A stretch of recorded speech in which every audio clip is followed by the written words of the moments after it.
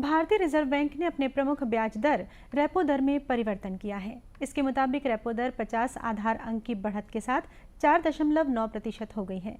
मौद्रिक नीति समिति ने हाल ही में रेपो दर में 40 आधार अंक की बढ़ोतरी की थी। रिजर्व बैंक के गवर्नर शक्तिकांत दास ने मौद्रिक नीति समिति की समीक्षा के बाद मुंबई में ये घोषणा की। उन्होंने कहा है कि स्थायी जमा सुविधा और सीमा स्थायी सुविधा की दरों में भी 50 आधार अंक की वृद्धि की है।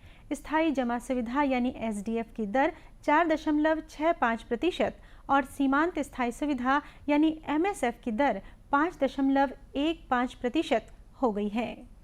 The committee, that is MPC, met on 6th, 7th and 8th of June, and based on an assessment of the macroeconomic situation and the outlook, the MPC voted unanimously to increase the policy repo rate by 50 basis points to 4.90% with immediate effect.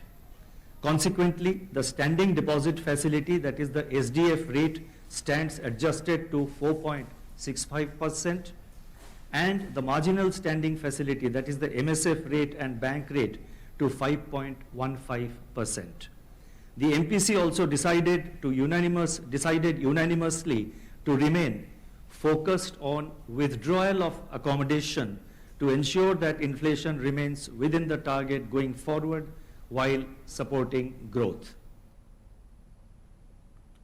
Shri Das ने कहा कि रूस Ukraine युद्ध की वजह से पूरी दुनिया में महंगाई बढ़ी है। उन्होंने कहा कि मुद्रास्फीति दर बहुत तेजी से बढ़ी है। उभरती अर्थव्यवस्था वाले देशों में इसका विपरीत प्रभाव पड़ा है, लेकिन भारतीय अर्थव्यवस्था में इससे उबरने की शक्ति है। रिजर्व बैंक ने अगले वर्ष में मुद्रास्फीति की दर 6.7% रहने का अनुमान व्यक्त किया है। रिजर्व बैंक के गवर्नर ने कहा कि पहली तिमाही में मुद्रास्फीति की दर 6% से ऊपर रहने का अनुमान है। उन्होंने कहा कि मुद्रास्फीति को तय लक्ष्य पर लाने के लिए कदम उठाए जा रहे हैं। शक्तिकांत दास ने वित्त वर्ष 2023 में सकल घरेलू उत्पाद की दर 7.2% बरकरार रहने का अनुमान व्यक्त किया है।